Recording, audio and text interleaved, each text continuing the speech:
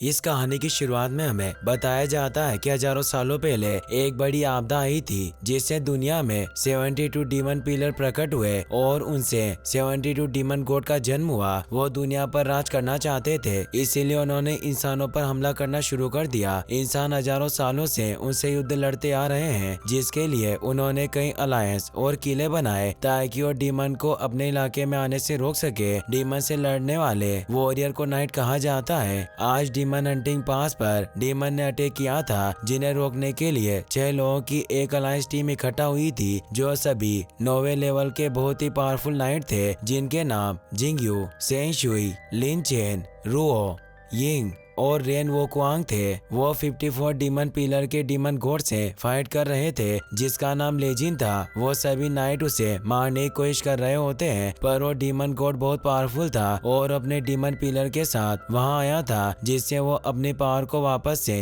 Gain कर सकता था। वो सभी अपनी सीक्रेट स्किल से एक साथ उस पर अटैक करते हैं, जिससे वो डीमन गॉड मारा जाता है। उसके मरते ही उसका क्राउन बाहर निकल आता है, जो वहां से भागने लगता है। यह देखकर वो सभी परेशान होते हैं, क्योंकि यह डीमन पिलर का एक क्राउन होता था, जिससे ही एक डीमन गॉड के मरने के बाद नए डीमन गॉड बनते थे। लेकिन अगर एक बार वो क्राउन नष्ट हो जाता तो उस डीमन पिलर से 10 सालों तक नया डीमन गॉड नहीं बन सकता था। जिंगयू उस क्राउन को पकड़ने जाने लगते हैं, पर तभी वहाँ सभी डीमन का लीडर फेंग जियो आ जाता है, जिसे देखकर वो सभी भयभीत हो जाते हैं और सोचते हैं कि हमें बिल्कुल उम्मीद नहीं थी कि यह डीमन हंटिंग पास पर आ जाएगा। वो सभी साथ में उस पर हमला करने जाते हैं, पर वो डीमन लीडर बहुत पावरफुल था। वो अपनी एक उंगली के अटैक से उन सभी को तेज दबाव महसूस करवाता है, जिसे वो सहन नहीं कर पा रहे थे। इंसान डीमंस को हराने की लगातार कोशिश करते थे, पर वो कभी भी उनसे जीत नहीं पाते, फिर भी उनसे हार नहीं मानते थे। जिंगयू लड़ने के लिए अपने थॉर्न ऑफ स्टील को एक्टिवेट कर लेता है, जो एक नाइट की बहुत ही पावरफुल टेक्निक होती थी, जिसे बहुत कम ही नाइट हासिल कर पाते थे। थॉर्न ऑफ स्टील की वजह से जिंगयू के पास एक बहुत ही पावरफुल आर्मर आ जाता है और वो अपने बहुत सारे क्लोन बनाकर फेंग जियो पर हमला करते हैं, पर वो 3 फिंगर फॉर्मेशन से उन क्लोन को आसानी से खत्म कर देता है और जिंगयू को नीचे फेंकता है। पर वो विंग्स को एक्टिवेट करके वापस उस पर हमला करने जाने लगते हैं, पर वो अपने बिस्ट को जिंगयू पर अटैक करने भेजता है। जिंगयू उसके बिस्ट को खत्म कर देते हैं, पर फेंग जियो वहाँ से चला गया था, जिससे वो सभी हैरान थे कि वो अचानक वापस क्यों चला गया। वही हम जिंगयू की वाइफ बायू को देखते हैं, जो एक सील नाइट थी। उसके पास 2 सोल एनोय आते हैं। वो कहते हैं कि तुम्हें मैजेस्टी ने मिलने बुलाया है। बायू को विवश होकर उनके साथ जाना पड़ता है। उस दिन के बाद से बायू गायब हो गई और जिंगयू को भी उसके बारे में कुछ पता नहीं चला। 10 साल बाद का समय दिखाया जाता है, जहाँ हम ओडिन सिटी को देखते हैं, जहाँ बहुत शांति थी और वहाँ सब कुछ बहुत अच्छा चल रहा था। फिर हम एक नाइट टेम्पल को देखते हैं। यह बिल्कुल स्कूल की तरह था। यहाँ एक मास्टर अपने शिष्यों को नाइट बनने की ट्रेनिंग दे रहे थे। वो उनसे पूछते हैं कि तुम नाइट क्यों बनना चाहते हो। वो सभी बच्चे कहते हैं कि इंसानियत की रक्षा के लिए, इस टेम्पल को बचाने के लिए, परिवार और दोस्तों की रक्षा के लिए। दरअसल इन्हें यहाँ ट्रेनिंग करते हुए पूरा 1 साल हो गया था और आज इनकी एक परीक्षा भी होगी, जिसमें इनकी स्पिरिचुअल एनर्जी का टेस्ट होगा। इनके मास्टर इनसे कहते हैं कि अगर तुम्हारा नंबर 10 से नीचे हुआ तो वो फेल हो जाएगा और वो घर जाएगा। अब परीक्षा शुरू होती है और सबसे पहले जियांग हो जाता है और उसका एनर्जी नंबर 13 आता है, यानी कि वो पास हो गया था। अब ऐसे ही सभी आते हैं, कुछ उनमें से फेल भी हो जाते हैं। आखिर में हम लोंग आओ चेन को देखते हैं। जब वो अपनी तलवार उस स्पिरिचुअल पिलर पर मारता है तो उसका नंबर आता है 9, यानी कि वो इस परीक्षा में फेल हो गया था। सभी ये देखकर बहुत ज्यादा हैरान और उदास हो जाते हैं। किसी को भी इस पर विश्वास नहीं हो रहा था कि आओ चेन फेल हो गया। हाओ चेन अपने मास्टर के पास भागकर जाता है और एक और मौका मांगता है, लेकिन ऐसा नहीं कर सकते थे, क्योंकि फिर उन्हें सभी को एक मौका देना पड़ता।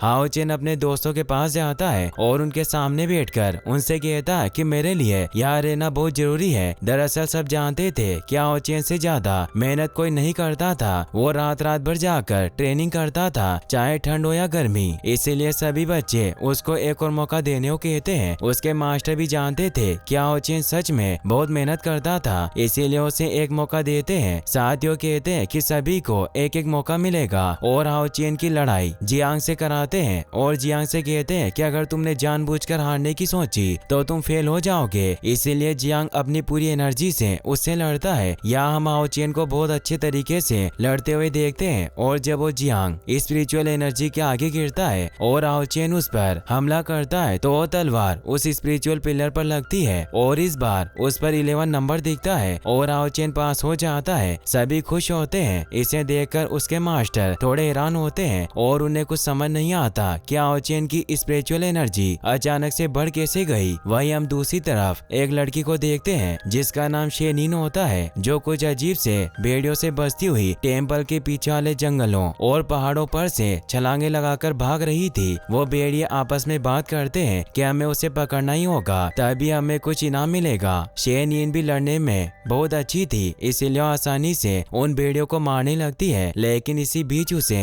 एक भेड़िए के पंजे से चोट लग जाती है जिससे वो कमजोर पड़ने लगती है। लेकिन जैसे तैसे वो उनसे बचती है, पर एक भेड़िया आसमान में उड़कर उसे मारने वाला होता है। तभी हमें टेम्पल दिखाया जाता है जहाँ सभी बच्चे अपने अपने घर पर जा रहे थे और सभी के मम्मी पापा उन्हें लेने आए थे, पर हाओ चेन के लिए कोई नहीं आया था। जाते हुए उसके मास्टर उसे एक कांच की छोटी सी बोतल देते हैं जिसमें कुछ टॉनिक लिक्विड पीने के लिए था। दरअसल ये एनर्जी को बढ़ाने के लिए एक एनर्जी ड्रिंक की तरह था। जब उसके मास्टर उसे लिक्विड देते हुए देखते हैं तो उसे देखकर समझ जाते हैं कि हाओ चेन उनसे कुछ न कुछ तो छिपा रहा है। और यहाँ हमें पता चलता है कि हाओ चेन के नंबर उस वक्त कम क्यों आए थे। दरअसल वो ये लिक्विड अपनी माँ को दे दिया करता था क्योंकि उसकी माँ बीमार थी। जियांग जो कि उसका दोस्त होता है जाते हुए उसे कहता है कि तुम्हें अपना भी ध्यान रखना होगा, जिस पर हाओ चेन कहता है कि माँ अब ठीक हो रही है और बहुत जल्द वो पूरी तरह से ठीक हो जाएगी। यहाँ जियांग सर पर हाथ रखकर सोचता है कि जब हाओ चेन की एनर्जी बिना उस टॉनिक लिक्विड को लिए इतनी है तो अगर वो टॉनिक लिक्विड लेता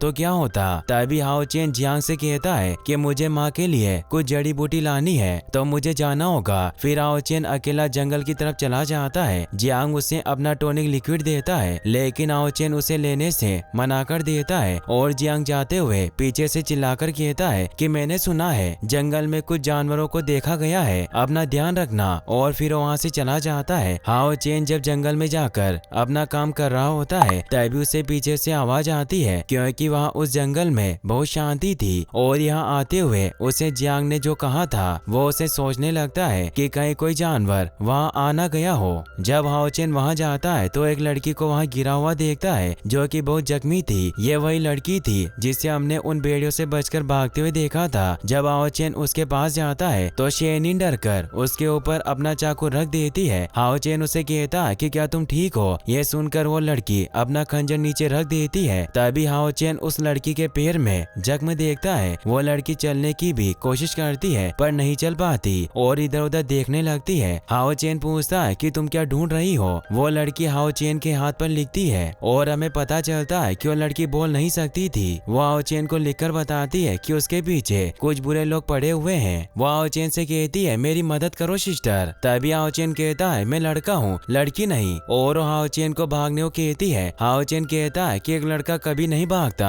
और वो आज खुश भी था क्योंकि वो परीक्षा में पास हुआ था, इसीलिए उस लड़की को तलवारबाजी कर कर दिखाता है। तभी एक बार उसकी तलवार उसके पीछे किसी को लगती है और जब वो देखता है तो वहाँ वही भेड़िए थे जो उस शेनिन का पीछा कर रहे थे। हाओ चेन उससे डरकर उस लड़की को उठाकर वहाँ से भागता है और कुछ भेड़िए उनके पीछे भागते हैं। भागते हुए हाओ चेन के चेहरे पर जंगल के पेड़ों की कुछ लकड़ियां भी लगती है जिससे उसे चोट भी लग जाती है, लेकिन वो नहीं रुकता। अब भागते भागते एक भेड़िया छलांग लगाकर उनकी तरफ कूदता है। तभी इससे बचते हुए हाओ चेन एक पत्थर से टकरा जाता है। अब वो भेड़िया दोबारा से हमला करता है। इस बार हाओ चेन उससे लड़ता है और वो भेड़िया हाओ चेन को उठाकर दूर फेंकता है जिससे हाओ चेन शेनिन के ऊपर जाकर गिरता है। तभी हाओ चेन को ऐसा लग रहा था जैसे समय रुक गया हो। वो उस लड़की को देखने लगता है, साथ ही वो लड़की भी उसे ही देख रही थी। इससे पहले कि वो भेड़िया दोबारा से उन पर हमला करता, हाओ चेन उस लड़की से कहता है कि चिंता मत करो मैं तुम्हारी रक्षा करूंगा और उस भेड़िया से लड़ने लगता है। तभी हाओ चेन देखता है कि भेड़िया हमला करते वक्त अपने पंजे सबसे ज्यादा चलाता है, इसीलिए उनसे बचते हुए उसकी गर्दन के ऊपर हमला करता है जिससे भेड़िया को लगती है और वो गुस्से में आ जाता है। अब सारे भेड़िए मिलकर उस शेनी की तरफ बढ़ते हैं, लेकिन हाओ चेन फिर से उनके बीच में जाता है। उन भेड़ियों को गुस्सा आता है और वो सभी मिलकर हाओ चेन को बहुत मारते हैं। चेन इन जब ये देखती है तो उसे बहुत बुरा लगता है क्योंकि उसे बचाना तो चाहती थी, लेकिन वो क्या करती। जब उस भेड़िया को लग रहा था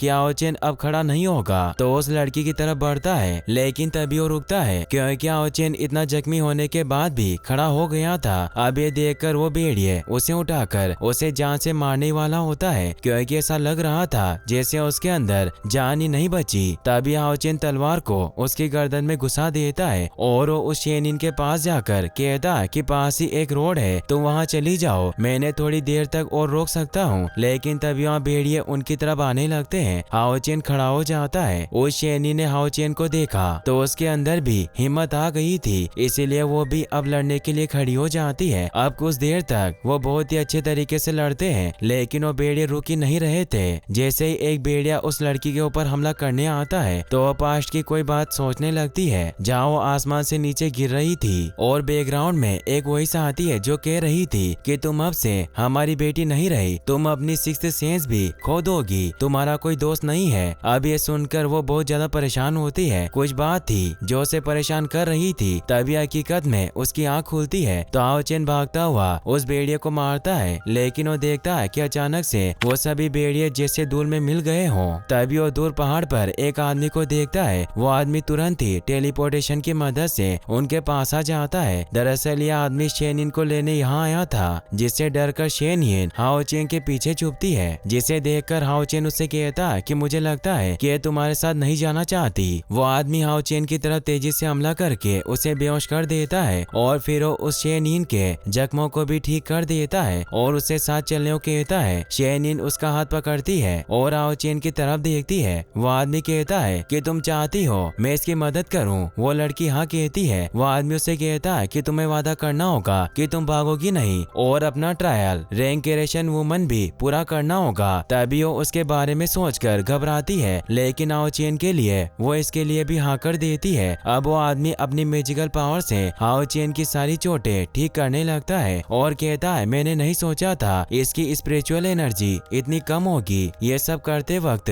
हाओ चेन को बहुत ज्यादा दर्द हो रहा था। इसके बाद वो आदमी अपनी 1000 लेवल एक्सक्यूसाइड बर्निंग पावर को इस्तेमाल करता है, जिससे हाओ चेन को हद से ज्यादा दर्द होता है। इसके बाद हाओ चेन की सोल पूरी तरह से प्योर हो जाती है। जब वो आदमी शेनिन को ले जाने लगता है, शेनिन हाओ चेन के पास आती है और अपनी एक रिंग हाओ चेन की उंगली में पहना देती है और उसका बैग और तलवार वहीं रख देती है। फिर वो आदमी उसे वहाँ से ले जाता है। चेन की जब आँख खुलती है तो उसे सब सपना लगता है, लेकिन जब वो अपने हाथ में उसी लड़की की रिंग देखता है और जब वो अपनी तलवार को उठाता है तो उसे बहुत ज्यादा हल्की लगती है। वो उस पर ज्यादा ध्यान नहीं देता। तभी उसे याद आता है कि उसे बहुत देर हो गई है। वो जल्दी से घर जाने के लिए निकल जाता है। वो सोचता है कि जैसे पहले के नाइट्स ने इंसानियत की रक्षा की है, मैं भी करना चाहता हूँ, मैं भी एक नाइट बनना चाहता हूँ। तभी वो घर भी पहुँच जाता है जहाँ उसकी माँ कपड़े सुखा रही थी, क्योंकि यही उनका काम था। हाओ चेन भागता हुआ आता है और कहता है कि माँ मैं वापस आ गया और मैंने आज परीक्षा भी पास कर ली, जिससे उसकी माँ खुश होती है। उसकी माँ थोड़ी खांसती है। हाओ चेन कहता है कि मैं पीने के लिए सूप बना रहा हूँ, जल्दी से आ जाओ। इसके बाद हम हाओ चेन को देखते हैं जो अपनी माँ को नाइट्स की बातों में लाकर चुपके से वो टॉनिक लिक्विड उसकी माँ के सूप में डालता है और उन्हें सूप पीने को दे देता है। अब रात को जब वो बिस्तर पर लेटा हुआ था तो उसी रिंग को देख रहा था और उस लड़की के बारे में सोच रहा था। तभी उसे सब अजीब लगता है, इसीलिए वो सो जाता है। वहीं बाहर हम उसकी माँ को देखते हैं जिनके पीछे कोई आता है। वो उसे बिना देखे कहती है कि मुझे माफ करना, अभी बहुत देर हो गई है, सुबह आ जाना। जैसे ही पीछे से आवाज आती है, हाओ चेन की माँ एकदम रुक जाती है। जब वो पीछे मुड़कर देखती है तो वहाँ कोई और नहीं बल्कि लोंग जिंग यू होते हैं और ये औरत कोई और नहीं बायू ही थी।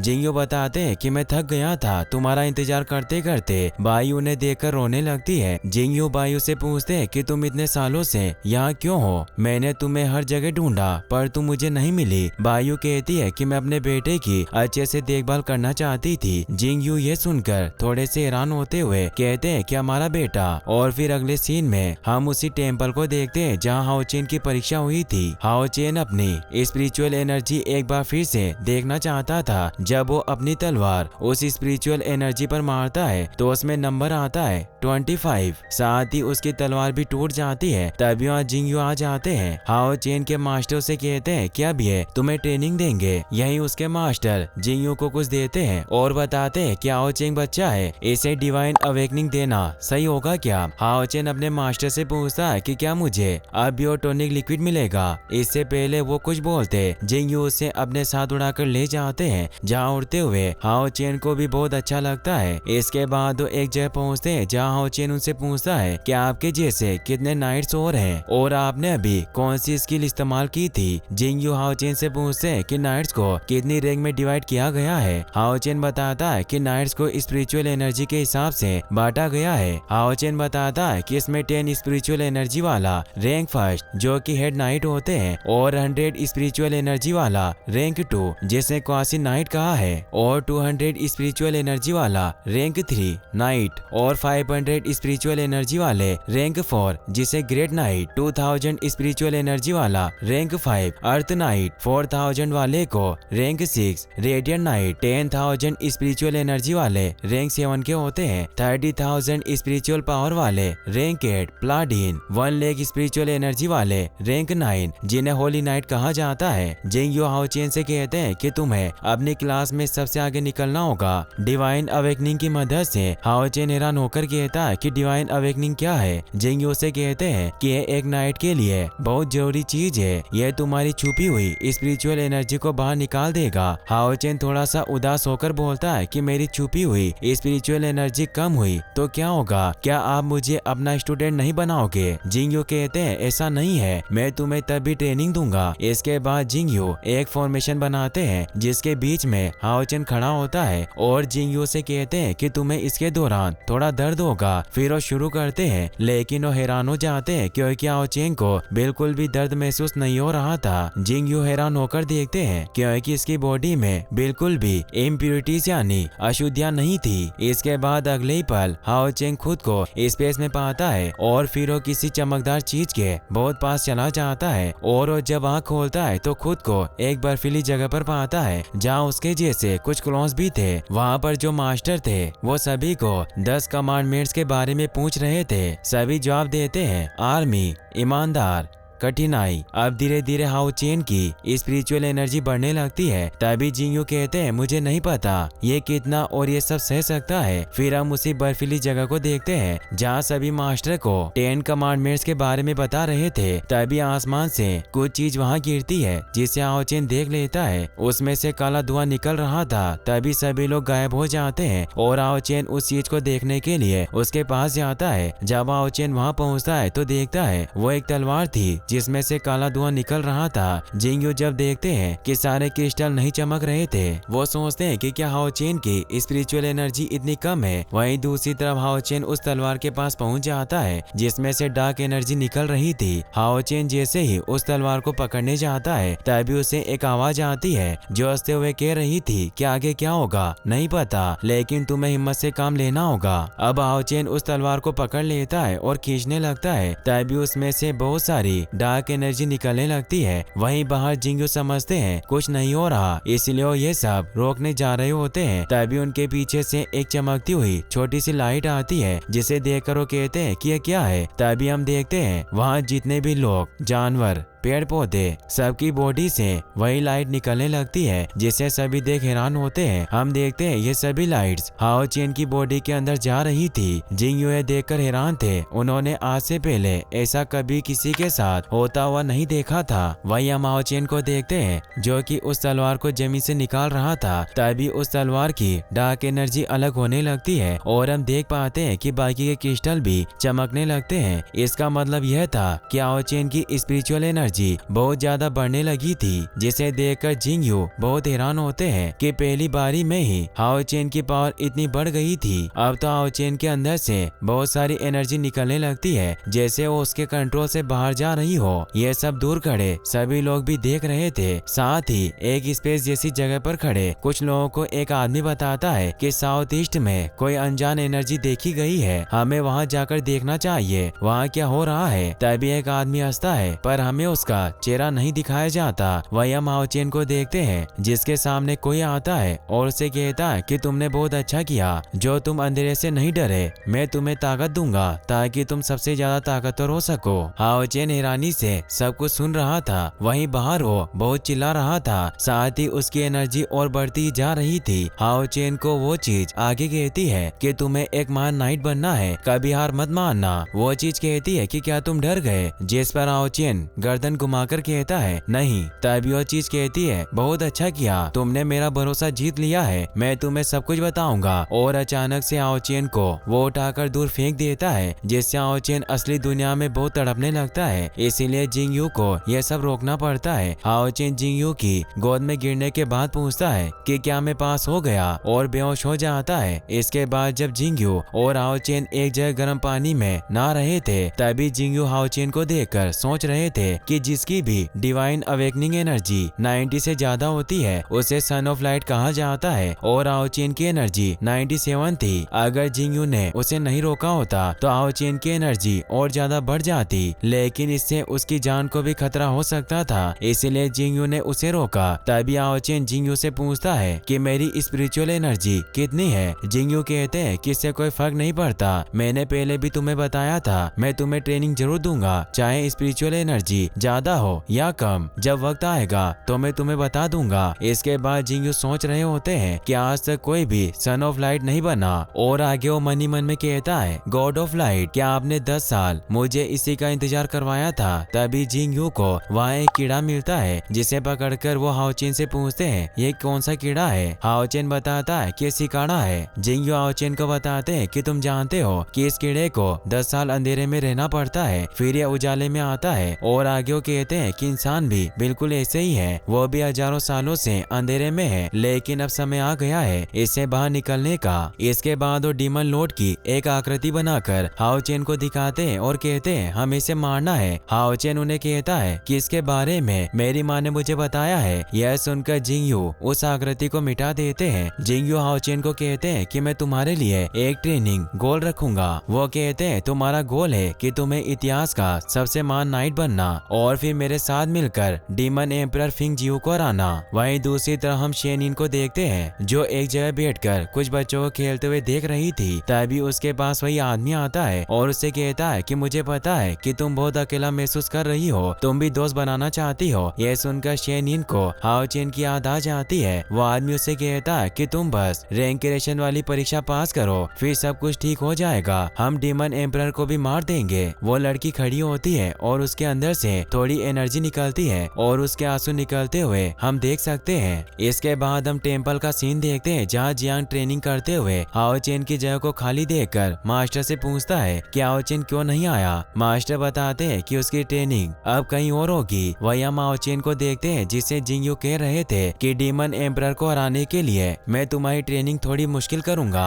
तो इसके लिए तैयार हो जाओ। फिर वो एक बड़े से पत्थर को उठाते हैं और हाओ चेन को वहाँ फेंक देते हैं और कहते हैं यह लो लेवल के बीस्ट है जिन्हें तुम्हें हराना है। यह कहकर उस पत्थर को वापिस वहीं लगा देते हैं, मतलब हाओ चेन को बंद कर देते हैं। अब हाओ चेन के ऊपर वो लो लेवल बीस्ट हमला कर देते हैं। हाओ चेन कहता है कि मुझे कुछ दिखाई नहीं दे रहा है। जिंगयू कहते हैं सुनाई तो दे रहा होगा। वो बीस्ट हाओ चेन को बहुत मारते हैं। जब वो बाहर आता है तो उसका मुंह काफी ज्यादा सूज गया था। जिंगयू उसे स्ट्रॉन्ग के साथ साथ समझदार भी बनाना चाहते थे, इसीलिए वो नहाते वक्त डीमन के बारे में ज्यादा से ज्यादा जानने को कहते हैं। इसके बाद उसकी शाम को फिजिकल ट्रेनिंग होगी और ऐसे ही उसकी ट्रेनिंग चलती है और हाओ चेन को बहुत मुश्किल होती है, लेकिन वो अच्छा कर रहा होता है। जब हाओ चेन एक पहाड़ की चढ़ाई कर रहा होता है जो कि उसकी ट्रेनिंग का एक हिस्सा थी, लेकिन हाओ चेन वहाँ से गिर जाता है। जिंगयू हाओ चेन को हवा में ही पकड़कर उसे बचा लेते हैं और उसे ऊपर लेकर आते हैं। वो उसे बताते हैं कि खाने के समय के अलावा कोई आराम नहीं मिलेगा। हम हाओ चेन को देख पाते हैं जो कि काफी थक चुका था, उससे सही से चला भी नहीं जा रहा था। तभी हाओ चेन सूरज की तरफ देखता है क्योंकि उसे गर्मी लग रही थी। यह देखकर जिंगयू से पूछते हैं कि क्या तुम बहुत थक गए हो, अब वो ट्रेनिंग नहीं कर सकते। हाओ चेन अपनी गर्दन नीचे करता है और अपनी माँ के बारे में सोचने लगता है जो कि बीमार थी और वो चाहता था कि उसकी माँ जल्दी से ठीक हो जाए। यह सोचकर वो कहता है कि ऐसा नहीं है, मैं ट्रेनिंग करूंगा। अब जिंगयू हाओ चेन को एक जगह ले जाते हैं जहाँ बहुत शानदार खाना एक टेबल पर लगा हुआ था, जिसे देखकर हाओ चेन हैरान हैरान होता है और शायद ही उसे ऐसा खाना कभी खाने को मिलता। तभी वो जिंगयू के आगे बैठता है। जिंगयू तेजी से कहते हैं कि हाओचेन ये तुम क्या कर रहे हो, एक नाइट कभी किसी आगे नहीं झुकता। हाओचेन कहता है कि मास्टर मुझे माफ कर दो, मैं तो बस ये पूछना चाहता था कि क्या मैं इसमें से थोड़ा खाना घर ले जा सकता हूँ, क्योंकि मेरी माँ ने ऐसा खाना पहले कभी नहीं खाया। उन्होंने दूसरे के कपड़े धोकर उससे पैसे कमाकर मुझे पाला है। अब ये सुनकर जिंगयू की आंखों में आंसू आ जाते हैं। वो उदास होकर बाहर की तरफ चले जाते हैं और एक कंपास के अंदर वो खुद की और बायू की फोटो देखते हैं और बायू के बारे में सोचते हैं कि कैसे वो एक दूसरे से पहली बार मिले थे। बायू भागते हुए आई थी और जिंगयू से टकरा गई थी और फिर दोनों ने एक साथ एक दूसरे की तरफ देखा। तभी उनकी नजर आसमान की तरफ गई जहाँ जैसे बहुत सारे तारे टूटकर गिर रहे हो। फिर वो अचानक से अपनी यादों से बाहर आ जाते हैं और हाओचेन की तरफ देखते हैं जो उनसे कह रहा था मैं अच्छे से ट्रेनिंग करूंगा और बहादुर और मजबूत बनूंगा और मैं कभी किसी के सामने नहीं झुकूंगा, मैं कभी हार नहीं मानूंगा। हाओचेन परेशान था क्योंकि उसे लग रहा था कि जिंगयू कहीं उसे बाहर ना निकाल दे। जिंगयू हाओचेन से कहते हैं कि तुम्हें डर लग रहा है कि मैं तुम्हें टेम्पल से निकाल दूंगा तो तुम्हें वो टॉनिक लिक्विड नहीं मिलेगा जो तुम अपनी माँ को देते हो। अब ये सुनकर हाओचेन हैरान होकर कहता है आपको पता था? मास्टर जिंगयू कहते हैं कि हाँ। फिर हाओचेन को कहते हैं कि क्या तुम्हें ये खूबसूरत सूरज दिख रहा है? हाओचेन कहता है कि हाँ ये बहुत खूबसूरत है। जिंगयू हाओचेन से कहते हैं कि क्या तुम्हें पता है कितने सारे लोग ऐसे हैं जिन्हें सूरज देखने का मौका भी नहीं मिलता। ओडिन सिटी के बाहर एलायंस बॉर्डर पर हर तरफ डीमन है और जो वहाँ लड़ रहे हैं अपना खून बहा रहे हैं वो हमारे साथी हैं जो हमारी रक्षा करने के लिए अपनी जान तक दे देते हैं और उसी अंधेरे में कहीं दफन हो जाते हैं। जिंगयू अपने सीने पर हाथ मारकर कहते हैं कि वो लोग खुद का बलिदान देकर इस दुनिया को चमकाते बिल्कुल तारों की तरह। जिंगयू हाओचेन से कहते हैं कि तुम कोई गीत गाकर या टॉनिक लिक्विड लेकर एक नाइट नहीं बन सकते, उसके लिए तुम्हें अपनी आत्मा को मेहनत की आग में जलाना होगा, तुम्हें संकल्प लेना होगा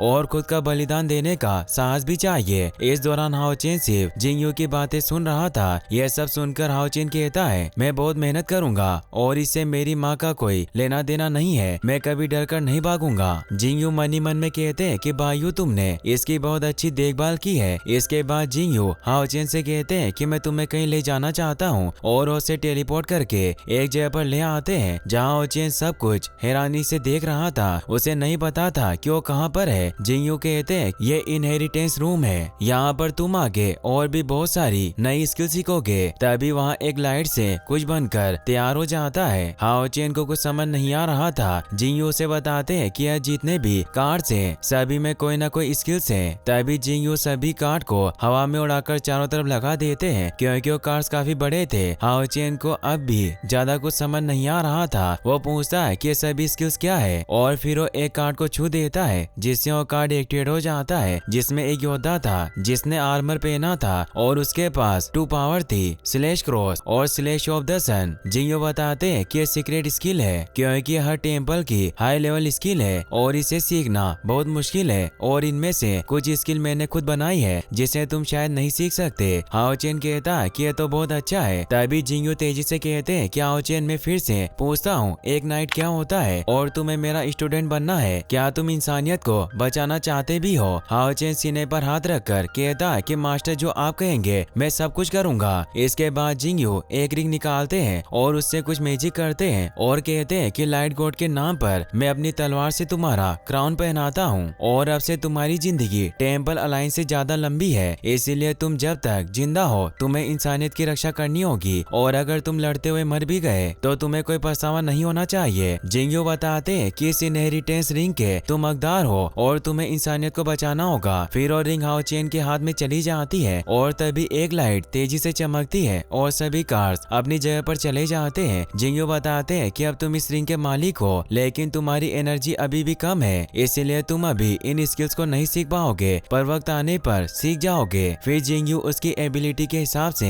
एक कार्ड वहाँ लाते हैं और हाओचेन उसे छूता है तो एक्टिवेट हो जाता है। तभी हम जिंगयू को देखते हैं जो हाओचेन को बता रहे थे ये व्हाइट सोर्ड है और फिर अपनी एनर्जी पर फोकस करके तेजी से तलवार को चलाओ। हाओचेन देखता है कि उस तलवार से जिंगयू ने बहुत सारे पेड़ और साथ ही एक बहुत बड़े पहाड़ को भी काट दिया था। यह सब देखकर हाओचेन हैरान था। फिर जिंगयू उसे तलवार देते हैं और हाओचेन को कोशिश करने के लिए कहते हैं। जब हाओचेन करता है तो कुछ भी नहीं होता। हाओचेन परेशान होता है कि मास्टर क्या कहेंगे। जिंगयू कहते हैं कि इस तलवार को एक दिन में 1000 बार चलाओ और महीने में 1 मिलियन बार। जिनको तुम बचाना चाहते हो उनके लिए, ये कहकर वहाँ से चले जाते हैं। हाओ चेन ऐसा ही करता है। इसके बाद हम अगले दिन जियांग को जंगल में एक डीमन क्रिएचर से लड़ते हुए देखते हैं जो काफी ज्यादा थक चुका था। वहीं दूसरी तरफ हम उसी जंगल में हाओ चेन को देखते हैं जो कुछ सामान लेकर खुद से बातें करता हुआ जा रहा था कि मैं अब अपनी माँ के पास जा सकता हूँ। तभी उसे जंगल में आवाज आती है तो उस तरफ भागता हुआ जाता है जहाँ डीमन क्रिएचर उसके दोस्त जियांग को मारने वाला था। तभी वहाँ तेजी से हाओ चेन आता है और उड़ते हुए उसे तलवार से मारता है और अपने दोस्त के आगे आकर खड़ा हो जाता है। हाओ चेन को देखते ही जियांग और उसके सभी दोस्त उसे भागने को कहते हैं। हाओ चेन डीमन क्रिएचर से लड़ता है। तभी उसे जिंगयू की बात याद आती है कि स्कॉर्पियन टेल लिजार्ड एक खास स्किल है और उसकी कौशल काफी मजबूत है और साथ ही उसकी टेल जिसमें जहर है, लेकिन उसकी कमजोरी भी है जो कि उसका पेट है। अब यह बात याद आते ही हाओ चेन उसके पेट की तरफ देखता है और जब वो स्कॉर्पियन टेल लिजार्ड उसकी तरफ उसे मारने आता है तो हाओ चेन उसके नीचे से होता हुआ तलवार से उसके पेट को काट देता है। यह देखकर उसका दोस्त जियांग कहता है हाओ चेन बदल गया, वो काफी स्ट्रॉन्ग हो गया है। तभी वो स्कॉर्पियन टेल लिजार्ड अपनी टेल को जमीन में घिसकर वहाँ चारों तरफ धूल ही धूल कर देती है, जहाँ देखना भी काफी मुश्किल हो जाता है। लेकिन हाओ चेन ने अंधेरे में बीस्ट से लड़ने की ट्रेनिंग कर रखी थी, इसीलिए वो लड़ता है। लेकिन अभी वो लिजार्ड उसके ऊपर भारी पड़ती है, वो हाओ चेन के ऊपर हमला करती है, पर हाओ चेन तलवार आगे करता है और वो लिजार्ड उस तलवार को अपने मुंह से पकड़ लेती है और उसके साथ ही हाओ चेन भी उसके मुंह के सामने लटक जाता है। हाओ चेन बिल्कुल नहीं डरता, वो अपनी एनर्जी पर फोकस करता है और उसके पेट पर तेजी से लात मारता है जिससे वो लिजार्ड आसमान की तरफ उड़ती है। तभी हाओ चेन तेजी से ऊपर की तरफ जाता है और अपनी तलवार को तेजी से उसके पेट में घोंपने लगता है। लेकिन जियांग देखता है कि पीछे से स्कॉर्पियन लिजार्ड अपनी टेल से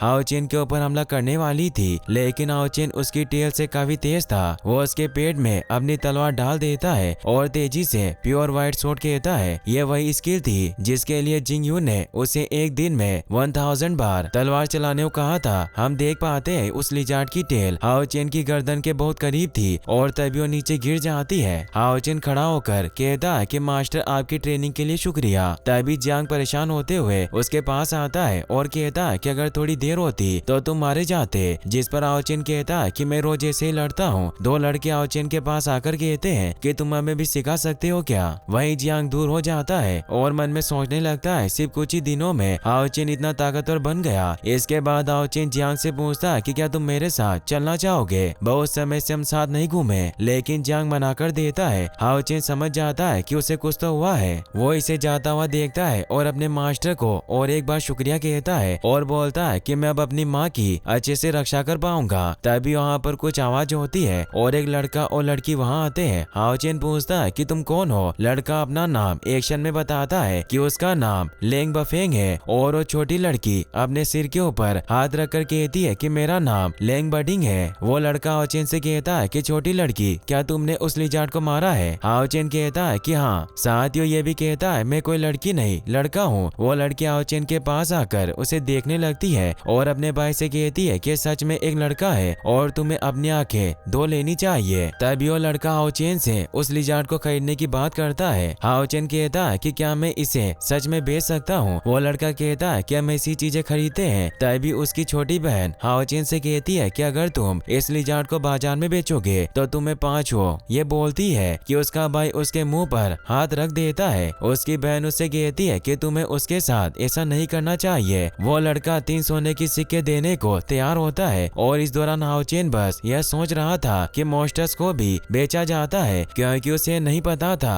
हाओ चेन सोचता है कि ऐसे तो मैं बहुत पैसे कमा सकता हूँ। हाओ चेन उस लड़के को हाँ करने वाला था, तभी वो लड़का उसके हाथ में 3 सोने के सिक्के रख देता है और उस लिजार्ड को एक एनर्जी की फॉर्म में बदल कर अपने साथ ले जाता है और दोनों भाई बहन वहाँ से चले जाते हैं। वो जाते हुए कहते हैं कि अगर कोई मॉन्स्टर बेचना हो तो हमें जरूर बताना और वो लोग वहाँ से चले जाते हैं। हाओ चेन खुद से कहता है लेकिन मैं तुम्हें ढूंढूंगा कैसे। अब धीरे धीरे शाम भी हो जाती है और हाओ चेन की माँ घर के बाहर खड़ी उसी का इंतजार कर रही थी। तभी हाओ चेन भी घर आ जाता है और आते अपने माँ के गले से लग जाता है। उसकी माँ से कहती है कि तुम बहुत स्ट्रॉन्ग हो गए हो। हाओ चेन कहता है कि जिंगयू काफी स्ट्रिक्ट तरीके से ट्रेन करते हैं, मैं सोते वक्त भी ट्रेनिंग ही करता हूँ। उसकी माँ उसके सर पर हाथ रखकर कहती है कि यह सब तुम्हारे लिए अच्छा ही तो है। हाओ हाओ चेन अपनी माँ को कहता है कि मैं आपके लिए कुछ फल और सब्जियां लाया हूँ और मास्टर ने आपके लिए एक खत भी भेजा है। इसके बाद जब हाओ चेन खाना खा रहा था तभी उसकी माँ उस खत को पढ़ती है। जब हाओ चेन खाना खा लेता है तो उसकी माँ उसे कहती है कि मैंने तुम्हारे लिए एक मजबूत रस्सी बनाई है। हाओ चेन पूछता है कि ये क्यों, तो उसकी माँ उसे बताती है कि ये सेफ्टी स्ट्रिंग है, ये तुम्हारी रक्षा करेगा और फिर उसे हाओ चेन के बालों में बांध देती है। बाल बांधते समय हाओ चेन अपनी माँ से पूछता है कि जिंगयू ने खत में क्या लिखा था, अब आप खुश लग रही हो। उसकी माँ उसे कहती है कि उन्होंने तुम्हें इतना स्ट्रॉन्ग बनाया है इसीलिए मैं खुश हूँ। हाओ चेन कहता है कि मुझे नहीं लगता ऐसा है। उसकी माँ उससे पूछती है कि क्या वो तुम्हें पसंद नहीं। हाओ चेन कहता है कि ऐसा नहीं है, वो एक अच्छे इंसान है लेकिन वो हमेशा ही एक अकड़ू इंसान की तरह रहते हैं जैसे कोई मरी हुई मछली होती है। तभी उसकी माँ को उसके हाथ में रिंग दिखती है तो वो पूछती है कि तुम्हें कहाँ से मिली। हाओ चेन झूठ बोल देता है कि मेरे एक दोस्त की है। उसकी माँ कहती है कि क्या मैं देख सकती हूँ। जब हाओ चेन उसे अपनी माँ को दिखाता है तो वो कहती है कि यह तो एक प्राचीन अंगूठी है। उसकी माँ उस पर पढ़ती है कि मुझे भूलना मत। फिर वो कहती है कि क्या कोई लड़की थी, जिससे हाओ चेन बहुत ज्यादा हैरान होता है और अपनी माँ से पूछता है आपको कैसे पता चला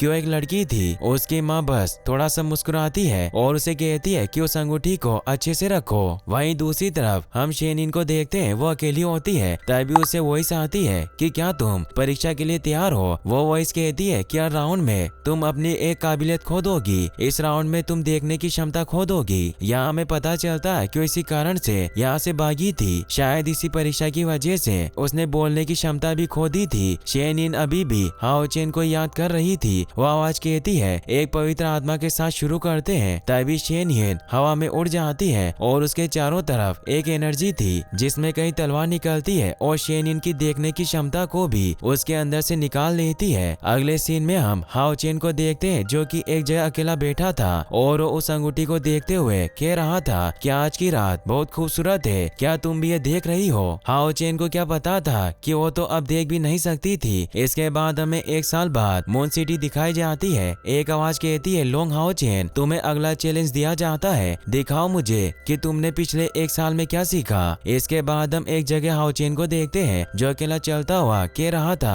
कि जिंगयू ने कहा था कि मून सिटी में मेरे लिए एक नया चैलेंज है, लेकिन यहाँ क्या है। जहाँ हाओ चेन चल रहा था वहाँ बहुत सारे लोग थे जो कि हाओ चेन को ही देख रहे थे क्योंकि उसकी तलवार उससे ज्यादा बड़ी लग रही थी। तभी हाओ चेन को एक बड़ी सी तलवार वाली बिल्डिंग नजर आती है जो कि नाइट की शीन ब्रांच थी। हाओ चेन ने पहली बार ऐसी जगह देखी थी इसीलिए उसे बहुत अच्छा लगता है, लेकिन जब वो उस बिल्डिंग के अंदर जा रहा होता है तभी उसे उस बिल्डिंग के आगे खड़े सैनिक रोक देते हैं और कहते हैं क्या बच्चों का आना मना है। हाओ चेन कहता है कि मैं ओडिन शीन से आया हूँ, मुझे मेरे मास्टर ने यहाँ भेजा है, मुझे मिस्टर नालन से मिलना है। लेकिन वो सैनिक उसे आगे नहीं जाने देते और उसे धक्का मारकर बाहर जाने को कहते हैं। तभी वहाँ एक लड़की आती है और उन सैनिकों को डांटकर साइड होने को कहती है और बोलती है कि तुम्हें दिख नहीं रहा वो छोटा बच्चा है। वो लड़की भी एक नाइट थी। वो हाओ चेन को हाथ पकड़कर अंदर ले जाती है। उन्हें लग रहा था कि हाओ चेन कोई लड़की है। इस फीमेल नाइट का नाम ली जिन था। वो उसे उस बिल्डिंग के अंदर ले जाती है। हाओ चेन उसका हाथ पकड़ने के बाद समझ जाता है कि उसने भी शॉर्ट टेक्निक की है क्योंकि उसके हाथ भी बहुत मजबूत है। हाओ चेन उन्हें अपना नाम बताता है। साथ ही ली जिन हाओ चेन से कहती है कि उन्हें सिस्टर कह सकता है। जब वो वहाँ से जा ही रहे होते हैं तभी एक गार्ड उसे देखने लगता है तो दूसरा उसे कहता है कि फीमेल नाइट में सबसे ज्यादा स्ट्रॉन्ग नाइट है जिसे फ्लावर ऑफ हेल भी कहते हैं। हाओ चेन अंदर जाकर जब उस जगह को देखता है तो उसे बहुत अच्छी और खूबसूरत लगती है। तभी एक जगह बहुत बड़ी तलवार को देखकर वो ली जिन से पूछता है कि वो क्या है। ली जिन बताती है कि वो थ्रोन ऑफ सील है और यह एक नाइट के लिए सबसे बड़ी उपाधि है। वो बताती है कि इसे सील ऑफ नाइट भी कहा जाता है और यह एक नाइट की पहचान होती है। ली जिन कहती है कि हर एक थ्रोन पर गॉड के निशान होते हैं और यही सबसे स्ट्रॉन्गेस्ट वेपन है नाइट का।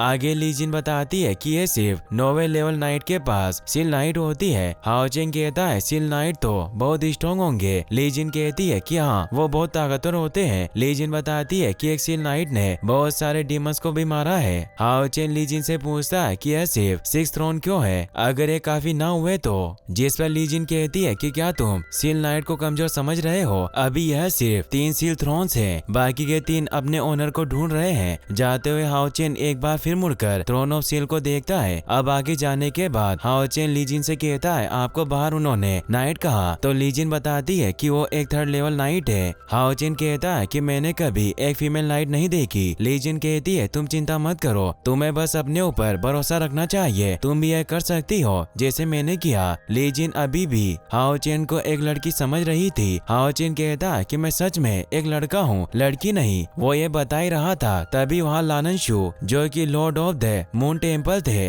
वो वहाँ पर आ जाते हैं। आते ही वो लीजिन से पूछते हैं ये छोटी लड़की कौन है। हाओचिन परेशान होकर कहता है मैं लड़का हूँ, लड़की नहीं। लीजिन कहती है कि हम बस अभी मिले, ये मेरा भाई है। फिर हाओचिन नालन को वो खत देता है जो कि उसके मास्टर ने उसे उन्हें देने को कहा था। जब नालन उसे पढ़ता है तो जो खा रहा था वो नीचे गिर जाता है। वो कहते हैं कि मुझे नहीं पता था कि जिंगयू ने तुम्हें यहाँ भेजा है। वो आगे कहता है जिंगयू ने आपके लिए 3 टास्क रखे हैं। पहला है क्वासी नाइट के लिए पार्टिसिपेट करना। यह सुनकर लीजिन डर कर कहती है कि वो तो एक छोटा सा बच्चा है, वो ये कैसे करेगा। नालन बड़े प्यार से हाओचिन को अंदर लाता है जहाँ एक स्पिरिचुअल पिलर था। नालन हाओचिन से कहता है कि क्वासी नाइट की परीक्षा में कुछ भी हो सकता है। वहीं हम एक बहुत बड़े आदमी को उसके बड़े से वेपन के साथ देखते हैं जो दिखने में बहुत बलशाली और ताकतवर लग रहा था। जब वो उस स्पिरिचुअल पिलर पर अपना वेपन मारता है तो उसकी स्पिरिचुअल एनर्जी 87 आती है, यानी कि वो फेल हो चुका था। इसमें 100 से ऊपर स्पिरिचुअल एनर्जी की जरूरत थी, इसीलिए वो गुस्से में बार बार उस पर मारने लगता है। वहाँ का एक सैनिक अपनी तलवार से उसे रोकता है और कहता है कि अगले महीने फिर कोशिश कर लेना।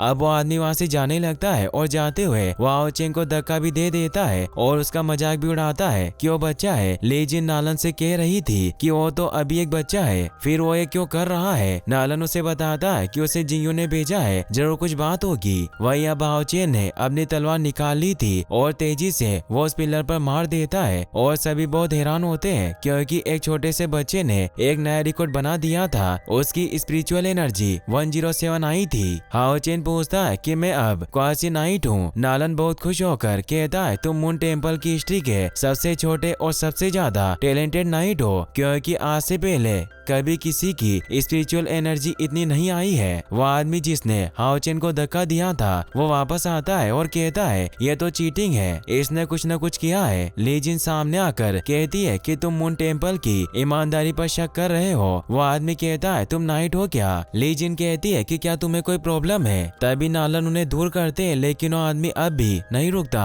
और वो नालन की गर्दन पर हाथ रखता है। तभी वो बहुत तेजी से दूर जाकर गिरता है। तभी वहाँ का सैनिक कहता है अगर तुमने और कुछ करा तो मैं तुम्हें दोबारा परीक्षा नहीं देने दूंगा। ये सुनकर वो चला जाता है। अब हाओचिन नालन से पूछता है कि मैंने पहला टास्क पास कर लिया क्या। वो कहते हैं कि हाँ। फिर वो उसे दूसरे टास्क के बारे में बताते हैं कि तुम्हें क्वासी नाइट बेच लेना होगा जिसके लिए तुम्हें तीसरी नाइट को हराना होगा 15 मिनट के अंदर, और तीसरी नाइट खुद लिंजी थी। इसके बाद उन दोनों के बीच में लड़ाई शुरू होती है। लीजिन कहती है मुझसे जीतना आसान नहीं होगा और फिर वो मैजिक से अपनी तलवार ले आती है। साथ ही हाओचिन भी अपनी दोनों तलवार निकाल लेता है और लीजिन की तरफ बढ़ता है। तभी वो अटैक कर देती है जिससे हाओचिन बच जाता है। फिर वो भी अटैक करता है पर वो ज्यादा खतरनाक नहीं था। लेकिन कुछ ही देर में दोनों के बीच बहुत खतरनाक लड़ाई शुरू हो जाती है और हाओचिन लीजिन के ऊपर भारी पड़ता है। लीजिन कहती है मुझे फॉर्मेशन बनाने पर मजबूर मत करो। उसके यह कहते ही वो फॉर्मेशन बना लेती है जिससे हाओचिन दूर जाकर गिरता है। हाओचिन यहाँ व्हाइट स्वॉर्ड का भी इस्तेमाल करता है जिसे देखकर नालन भी बहुत ज्यादा हैरान होता है क्योंकि एक सीक्रेट स्किल थी। अंत में जब लीजिन हाओचिन को मारने वाली थी तभी वो डिवाइन डिफेंस का इस्तेमाल करता है जिससे सभी शॉक्ड रह जाते हैं क्योंकि इसका इस्तेमाल सिर्फ जिंगयू ही करते थे। यह एक 6th लेवल नाइट स्किल थी और एक छोटा बच्चा तो इसे कभी नहीं कर सकता था, लेकिन हाओचिन ने उसे बड़ी आसानी से कर लिया था। लीजिन कहती है हाओचिन ने कैसे सीखी। नालन कहता है जिंगयू के पास यह सिखाने का अधिकार है। लीजिन पूछती है यह जिंगयू कौन है। जब नालन हाओचिन की तरफ देखते हैं तो हंसते हुए लीजिन की बात टाल देते हैं और बाद में बताने को कहते हैं और फिर हाओचिन को उसकी क्वासी नाइट भेज देते हैं। मतलब हाओचिन ने 2 टास्क को पूरा कर लिया था, अब बचा था तीसरा टास्क। जब लीजिन और हाओचिन एक साथ जा रहे थे जहाँ कुछ और भी लोग थे, वहाँ फिर से वही आदमी आ जाता है जिसे नालन के सैनिक ने भगाया था और हाओचिन के ऊपर इल्जाम लगाता हुआ कहता है कि क्या छोटा बच्चा भी क्वासी नाइट हो सकता है। यहाँ जरूर चीटिंग हुई है, जरूर इसके परिवार वालों ने यहाँ इन्हें कुछ पैसे दिए होंगे। सभी उस आदमी की बातों को सुनकर हाओचिन के ऊपर जोर जोर से हंसने लगते हैं। लीजिन आगे आकर कहती है कि तुम्हारी प्रॉब्लम क्या है, लेकिन हाओचिन उन्हें रोक देता है और वो लोग तीसरे टास्क की तरफ तरफ जाने लगते हैं। जब आओ चेन वहाँ खड़ी एक लड़की से पूछता है कि अब उसे क्या करना होगा, तो लड़की उसे बताती है कि तीसरे टास्क के लिए क्वासी नाइट का बेस देना होगा जो उसके पास है। जब आओ चेन उन्हें अपना बेस दे रहा होता है तो आदमी जो बहुत बड़ा और बलशाली लग रहा था वो अपने एक साथी से उस बेस को लाने का इशारा करता है और वो आदमी उसे छीनकर उस आदमी के पास फेंक देता है। ली जिन कुछ कहती उससे पहले हाओ चेन उन्हें रोक देता है और उस आदमी के पास जाकर उससे आराम से वो बेच मांगता है, लेकिन वो आदमी उसे वो बेच नहीं देता। हाओ चेन दोबारा उस आदमी से कहता है और अब हाओ चेन को गुस्सा आने लगता है। तभी वो आदमी उससे कहता है अपनी माँ से बोलो कि वो ले जाएगी। हाओ चेन को यह सुनकर बहुत ज्यादा गुस्सा आ जाता है और वो अपनी तलवार आगे करके उस आदमी से कहता है कि मेरी माँ के बारे में कुछ मत कहो, और वो इसे आगे कहता है कि मैं क्वासी नाइट तुम्हें चैलेंज करता हूँ और ये लड़ाई तभी खत्म होगी जब कोई एक मरेगा। वो आदमी हाओ चेन से कहता है कि ठीक है बच्चे। इसके बाद उनकी लड़ाई शुरू होती है और जो वहाँ पर लोग खड़े थे सभी उस आदमी की तरफ थे और उसका नाम ले रहे थे और कह रहे थे मार दो उसे। वो आदमी भी बहुत खुश हो रहा था। वही हाओ चेन मनी मन में कहता है कि जिंगू ने कहा था कभी भी अपनी स्किल का गलत इस्तेमाल मत करना, लेकिन जब सामने दुश्मन हो तो उसे खून से नहला देना। और ये कहते ही हाओ चेन भी अपनी तलवार निकाल लेता है। वो आदमी उसे बुलाता है और कहता है दिखाओ अपनी ताकत। हाओ चेन तेजी से उसकी तरफ जाता है और उस पर हमला करता है और बहुत तेजी से उसे मारता है, उसे मारने का मौका ही नहीं देता। जब हाओ चेन थोड़ा रुकता है तो आदमी उसके ऊपर हमला करता है, लेकिन यहाँ पर हाओ चेन डिवाइन डिफेंस का इस्तेमाल करता है जिससे आदमी दूर जाकर गिरता है। ये देखकर सभी बहुत हैरान होते हैं। साथ ही इस आदमी को अब बहुत ज्यादा गुस्सा आ जाता है और हाओ चेन की तरफ तेजी से बढ़ता है, लेकिन हाओ चेन बड़े आराम से लड़ता है और अब हाओ चेन व्हाइट स्वॉर्ड का इस्तेमाल करता है। जब वो अपने व्हाइट स्वॉर्ड को रोक रहा था तभी हाओ चेन किलर क्रॉस अटैक कर देता है और तेजी से उसकी बॉडी के अंदर से तलवार निकाल देता है और कहता है मेरी माँ की इंसल्ट मत करना। वो आदमी कहीं गिर जाता है तभी दो आदमी उसे मारने आते हैं जिन्हें ली जिन रोक लेती है और सभी देख पाते हैं कि वो फ्लावर ऑफ हेल थी। उन्होंने अपनी यूनिकॉर्न को बुला लिया था जिसका नाम हेल रोज होता है। जब वो दोनों आदमी उसे देखते हैं तो उसे माफी मांगने लगते हैं। ली जिन जैसे ही अपने यूनिकॉर्न से उतरती है वो हाओ चेन को बताने लगती है हेल रोज को यहाँ सभी पसंद करते हैं। अब ली जिन कहती है तीसरा टास्क पूरा करते हैं चलो। अब हाओ चेन उस लड़की को वो बेच देता है। वो लड़की हाओ चेन से कहती है मैं आपके लिए क्या कर सकती हूँ। हाओ चेन उससे कहता है कि मुझे लेवल 3 का टास्क चाहिए। वो लड़की कहती है अभी तो सिर्फ एक ही टास्क बचा है। वो लड़की बताती है कि यह टास्क मून स्वैम्प में होगा और आपको एक जंगली मॉन्स्टर को ढूंढकर मारना होगा, क्या आप यह करोगे? जिस पर थोड़ा सोचकर हाओ चेन हाँ कर देता है। वो लड़की बताती है कि उसके पास बहुत तरीके के जहर होंगे इसलिए आपको एंटीडोट साथ ले जाना होगा। तभी वहाँ एक टकला आदमी आता है जो कहता है कि उसने मुझे बहुत खतरनाक सपना दिखाया था। पहले तो उसने एक खूबसूरत औरत दिखाई फिर वो मॉन्स्टर में बदल गई। हाओ चेन उस लड़की से पूछता है हमें एंटीडोट कहाँ से मिलेगा। वो लड़की कहती है सिर्फ मास्टर लिन शेन उस एंटीडोट को बना सकते हैं। तभी वो देखते हैं कि एक आदमी जिसके हरे बाल थे उसे हेल रोज यानी ली जिन की यूनिकॉर्न परेशान कर रही थी। हेल रोज उसे लात मारकर गिरा देती है। लिन हेल रोज से कहते हैं तुम्हें पता भी है मैंने अपने बालों पर कितने पैसे खर्च किए हैं। ली जिन कहती है तुम्हारे बाल अभी ठीक नहीं है। तभी लिन सभी को मेडिसिन दिखाता है और वहाँ कुछ आतिशबाजियां करने लगता है और एक लड़की को फ्लाइंग किस भी करता है जिसे देखकर ली जिन कहती है मेंढक के बालों वाला। लिन भी कहता है तुम खुद को देखो और ऐसे ही दोनों में लड़ाई होने लगती है। तो हाओ चेन बीच में आ जाता है और लिन से कहता है आपका मैजिक बहुत अच्छा था। हाओ चेन कहता है हम आपसे एंटीडोट पिल्स लेना चाहते हैं। लिन हाओ चेन से कहता है तुम अच्छे हो और तुम लड़ाई भी अच्छी करते हो। लिन हाओ चेन से कहता है 2 बोतल एंटीडोट पिल्स की तुम्हारे लिए सिर्फ 3 सोने के सिक्कों में। हाओ चेन तुरंत उसे सिक्के दे देता है। यह देखकर उसे अच्छा लगता है इसलिए हाओ चेन से 2 ही सिक्के लेता है। इसके बाद वो वहाँ से जाने लगता है और वो इस बार हेल रोज से बचकर जाता है और जाते हुए भी वो लिन जिन को चिढ़ाता है। ली जिन भी उसकी एंटीडोट वाली बोतल देखकर कहती है कि अगर तुम दोबारा मिले तो तुम्हें गंजा कर दूंगी। इसके बाद ली जिन अपने हेल रोज यानी यूनिकॉर्न पर हाओ चेन को बिठाकर निकल जाती है मून स्वैम्प के लिए, जहाँ उन्हें एक मॉन्स्टर को खत्म करके अपना तीसरा टास्क पूरा करना था। जब वो आसमान में होते हैं तो हाओ चेन को बहुत मजा आ रहा होता है, उसे बहुत अच्छा लगता है। हाओ चेन पूछता है कि मुझे ऐसा माउंट कब मिलेगा। ली जिन कहती है जब तुम नाइट माउंटेन बन जाओगे। साथ ही बताती है कि एक जगह है नाइट शिरीन जहाँ अलग अलग तरह के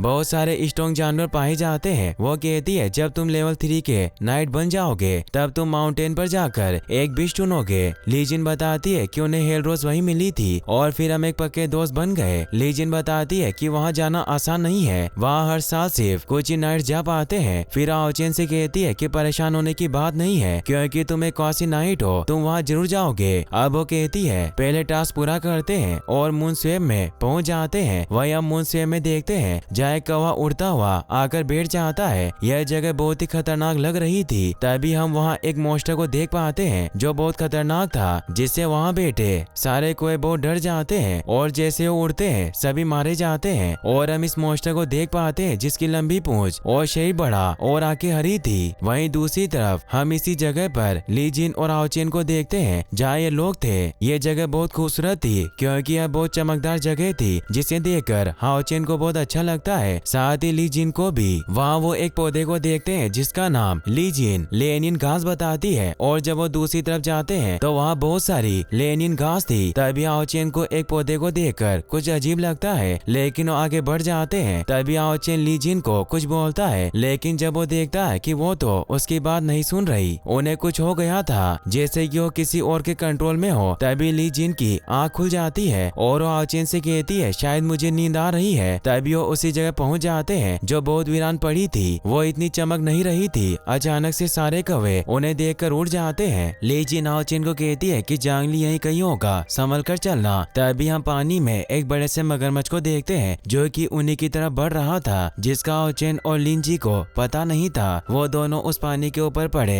एक पेड़ पर खड़े थे और दोनों वो एंटीडोट पिल्स लेने वाले थे। तभी वो मगरमच्छ पानी में से निकलकर उनके ऊपर हमला कर देता है जिससे उनकी एंटीडोट पिल्स भी नीचे गिर जाती है। तभी वो मगरमच्छ रुक जाता है और वापस चला जाता है, साथ ही सारे कौवे भी वहाँ से उड़कर चले जाते हैं। तभी एक अजीब सा हरा धुआं होता है और अगले ही पल वो जगह एक खूबसूरत जगह में बदल जाती है। आओचेन और लीजिन को लगता है यहाँ मॉन्स्टर आने वाला है, इसीलिए अपनी तलवार निकालकर तैयार हो जाते हैं। लेकिन तभी वो देखते हैं कि पहाड़ की दूसरी तरफ से एक छोटा सा प्यारा सा क्रिएचर वहाँ जाता है और लीजिन उसके पास चली जाती है और उसे प्यार से देखने लगती है। तभी हम देख पाते हैं उनकी आंखें भी अब हरी होने लगी थी, मतलब वो मॉन्स्टर उन्हें कंट्रोल करने की कोशिश कर रहा था और यह भी उसकी एक चाल थी। वही आओचेन सोच रहा था कि ये किस तरह का मॉन्स्टर है। मास्टर जिंगयू ने तो कभी ऐसे किसी मॉन्स्टर के बारे में नहीं बताया और हम देखते हैं अब आओचेन भी उस मॉन्स्टर के कंट्रोल में आ गया था। वहीं दूसरी तरफ लीजिन जो उस छोटे से क्रिएचर के पीछे जा रही थी और उनके पीछे आओचेन भी। आओचेन ने चलते चलते अपनी तलवार भी छोड़ दी। वहीं दूर से वो मॉन्स्टर आओचेन को ही देख रहा था और तभी हम देखते हैं आओचेन की अंगूठी जो कि शेनी ने दी थी वो तेजी से चमकती है और आओचेन ठीक हो जाता है और वो देखता है कि वो जगह कोई खूबसूरत जगह नहीं बल्कि एक सुनसान और वीरान जगह है और ये सब उस मॉन्स्टर के जहर की वजह से हो रहा था। तभी आओचेन को एक छोटे से क्रिएचर के पैर के निशान दिखते हैं। आओचेन दोबारा से इस जहर की वजह से खो जाता, उससे पहले वो एंटीडोट पीस ले लेता है। तभी आओचेन लीजिन को देखता है जिन्होंने एक लकड़ी को हाथ में पकड़ रखा था लेकिन उन्हें लग रहा था वो छोटा सा प्यारा सा क्रिएचर है। आओचेन उन्हें आवाज लगाता है लेकिन वो अभी सुन नहीं सकती थी और अब एंटीडोट पिल्स भी नहीं बची थी। तभी उसके सामने जांगली वहाँ जाती है लेकिन आओचेन पहले लीजिन को बचाने की सोचता है और उनकी तरफ बढ़ता है लेकिन वो मास्टर बीच में ही उसका रास्ता रोक देता है। आओचेन उससे लड़ता है लेकिन उसके हमले का उस पर कोई असर नहीं होता, इसीलिए वो दूसरा रास्ता ढूंढने लगता है और सोचने लगता है। तभी आओचेन फिर से उस मॉन्स्टर के कंट्रोल में चला जाता है लेकिन इस बार वो पूरी तरीके से उस इल्यूजन में नहीं फंसता। वो सोच पा रहा होता है कि इस इल्यूजन से कैसे बाहर निकलना है और जैसे वो मॉन्स्टर उसे खाने वाला था तभी आओचेन होश में आ जाता है और उस मॉन्स्टर को उठाकर घुमा देता है और दूर फेंक देता है और जैसे वो गिरता है लीजिन भी होश में आ जाती है। जैसे ही वो होश में आती है आओचेन को एक पीस मिल जाती है जो लीजिन को दे देता है लेकिन लीजिन अभी कमजोर महसूस कर रही थी जिस कारण आओचेन अकेला ही उस मॉन्स्टर से लड़ता है। वो मॉन्स्टर लगातार आओचेन की तरफ अपने जहर से हमला कर रहा था।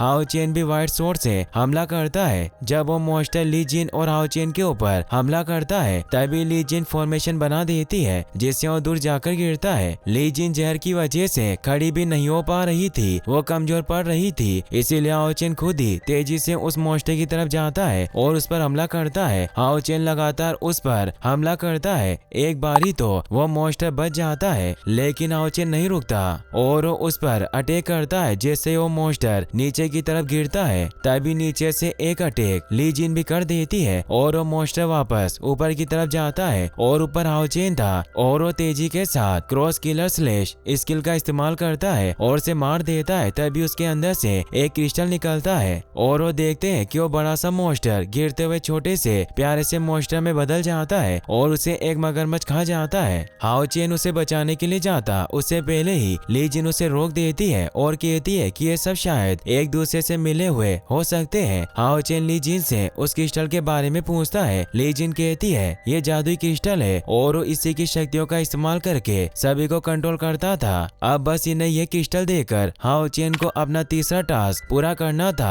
अब जब वो वहाँ से जा रहे थे तभी ली जिन अपने मन में कहती है आज हाओचेन ने मेरी जान बचाई है, लगता है मुझे और स्ट्रॉन्ग बनना होगा। वहीं हाओचेन उस अंगूठी को देख रहा था और सोच रहा था कि क्या मैं आज इस अंगूठी की वजह से बचा हूँ। उनके वहाँ से जाने के बाद हम देखते हैं कि जांगली अभी जिंदा था। अब वो दोनों मून सिटी वापस आ जाते हैं और हाओचेन अपना तीसरा टास्क पूरा करता है और वहाँ से निकल जाता है और ली जिन को बाय भी करता है। लेकिन नालन ली जिन को कहते हैं क्यों जल्दी यहाँ वापस आ जाएगा, परेशान मत होना। ली जिन कहती है कि क्या आप सच कह रहे हो। वो कहते हैं कि हाँ। अब हम हाओचेन को देखते हैं जो वापस जाते हुए काफी खुश था और भागते हुए कह रहा था कि मास्टर जिंगयू को यह बताने के बाद मैं अपनी माँ के पास जाऊंगा। उसे वहाँ बहुत सारे फूल दिखते हैं तो जिंगयू के लिए वो फूल ले जाने की सोचता है। जब हाओचेन वहाँ पहुँचता है तो अपनी माँ को वहाँ देखता है जो खांस रही थी और उनके मुंह से खून निकल रहा था। तभी वो नीचे गिरने लगती है लेकिन जिंगयू ने पकड़ लेते हैं। ये सब देखकर हाओचेन को कुछ समझ नहीं आता और वो अपनी तलवार बाहर निकाल लेता है। तभी जिंगयू उसे उठाकर दूर फेंक देते हैं और जैसे वो गिरता है वो बेहोश हो जाता है। और फिर हमें 10 साल पहले का सीन दिखाया जाता है जहाँ हम बायू और जिंगयू को साथ देखते हैं, जहाँ जिंगयू ने थ्रोन ऑफ सील जीत लिया था और लड़ाई खत्म हो चुकी थी। जिंगयू और बायू साथ खड़े थे। बायू कह रही थी कि आज तो कोई मेटेओराइट नहीं गिर रहा, अब मैं कैसे कोई विश मांगूंगी। बायू जिंगयू से पूछती है कि क्या तुम्हें इन बातों पर भरोसा नहीं। वो कहते हैं कि नहीं, लेकिन वो फिर भी बायू के लिए अपने मैजिक से एक मेटेओराइट गिरा देते हैं जिसे देखकर वो बहुत खुश होती है और साथ ही विश करने को कहती है और बताती है कि अगर हमने साथ विश नहीं की तो विश पूरी नहीं होगी। कुछ लोग जीत के जश्न में दूर गाने बजाते हैं तो बायू डांस करने को कहती है लेकिन जिंगयू को भीड़ में जाना पसंद नहीं था, इसीलिए वो जिंगयू को वहीं डांस करने को पूछती है जिस पर वो हाँ भी कर देते हैं और बायू का हाथ पकड़ते हैं। फिर अब हम देखते हैं क्या हाओचेन जब जिंगयू को अपनी माँ के साथ देखता है तो उसे कुछ समझ नहीं आता। वो सोचता है कि जिंगयू उसकी मॉम के साथ कुछ गलत कर रहे हैं, इसीलिए वो अपनी तलवार निकाल लेता है और आगे बढ़ता है। लेकिन जिंगयू उसे उठाकर दूर फेंक देते हैं और उसके पास जाकर कहते हैं कि तुम मेरे स्टूडेंट हो इसलिए तुम्हें शांत रहना चाहिए। लेकिन हाओचेन नहीं रुकता और कहता है कि मेरी माँ मुझे वापस चाहिए। जिंगयू अपनी तलवार से वहाँ एक लाइन खींच देते हैं और कहते हैं कि इसे पार कर लो, मैं तुम्हारी माँ तुम्हें वापस कर दूंगा। ये सुनते ही हाओचेन तेजी से दौड़ता है और जिंगयू के ऊपर अपनी तलवार से हमला कर देता है। जिंगयू हाओचेन को दूर फेंक कर कहते हैं हाओचेन क्या तुम जानते हो तुम्हारी कमजोरी क्या है। हाओचेन कुछ नहीं सुनता और उठकर सीधा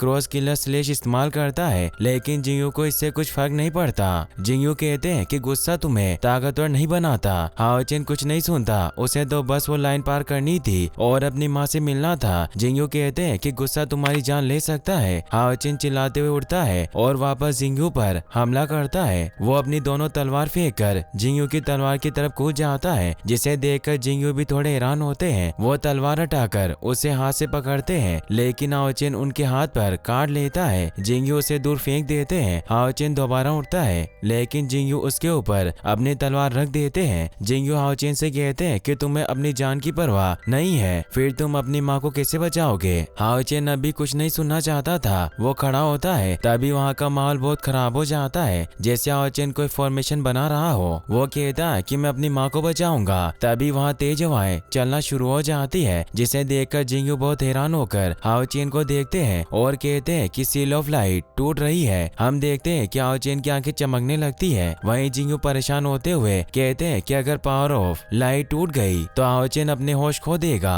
हाओचेन बहुत ज्यादा तेजी के साथ उस लाइन को पार कर लेता है। जैसे जैसे हाओचेन आगे बढ़ रहा था जमीन टूटने लगती है। जिंगयू उसके कंधे पर हाथ रखकर उसे फोकस करने को कहते हैं लेकिन हाओचेन उनकी अभी बात नहीं सुनता और उन्हें ही एक मुक्का बहुत तेजी के साथ मारता है। हाओ चेन के अंदर से बहुत ज्यादा एनर्जी निकलने लगती है और वो एक बार फिर जिंगयू की तरफ हमला करता है। जिंगयू शील्ड बनाकर बच जाते हैं और हाओ चेन को बचाने के लिए एक फॉर्मेशन बनाकर उसे रोकने की कोशिश करते हैं, लेकिन हाओ चेन नहीं रुकता। वो उस फॉर्मेशन को आसानी से खत्म कर देता है। तभी हाओ चेन एक बहुत बड़ा एनर्जी का गोला बना लेता है और हमला करने लगता है। जिंगयू से बचने के लिए अपने चारों तरफ शील्ड बना लेते हैं। जिंगयू कहते हैं कि मुझे उसे उठाना ही होगा और वो तेजी से अपनी शील्ड के साथ जाकर उसके सिर पर हाथ रखते हैं और उसे अपनी माँ के बारे में सोचने को कहते हैं और कहते हैं कि क्या तुम उन्हें बचाना नहीं चाहते। ये सुनकर हाओ चेन अपनी माँ को याद करने लगता है और शांत होने की बजाय वो और गुस्से में आ जाता है, जिससे जिंगयू की शील्ड भी टूट जाती है और जिंगयू दूर चले जाते हैं। हाओ चेन के सिर से वो रस्सी जो उसकी माँ ने उसके लिए बनाई थी वो खुल जाती है और वो तेजी से चिल्लाता है और उसके अंदर से इतनी एनर्जी निकल रही थी कि वो आसमान को चीरती हुई पृथ्वी से बाहर निकल जाती है। तभी हम देखते हैं कि वो कार्ड जो जिंगयू ने हाओ चेन को दिखाए थे उनमें से एक सन स्लैश वाला कार्ड एक्टिवेट हो जाता है, यानी अब ये स्किल हाओ चेन इस्तेमाल कर सकता था और हाओ चेन करता भी ऐसा ही है और कहता है मैं अपनी माँ को बचाऊंगा। वहीं जिंगयू मन ही मन में सोच रहे थे कि हाओ चेन बहुत तेजी से सीक्रेट स्किल सीख रहा है। तभी हाओ चेन उनके ऊपर हमला कर देता है तो जिंगयू उसे रोकते हैं और उसे कैसे उठाए यही सोच रहे थे। तभी हाओ चेन के सामने उसकी माँ की बनाई गई वही रस्सी आ जाती है, जिससे अचानक शांत हो जाता है और वो बातें सोचने लगता है। जब उसकी माँ ने कहा था कि यह रस्सी पहली वाली से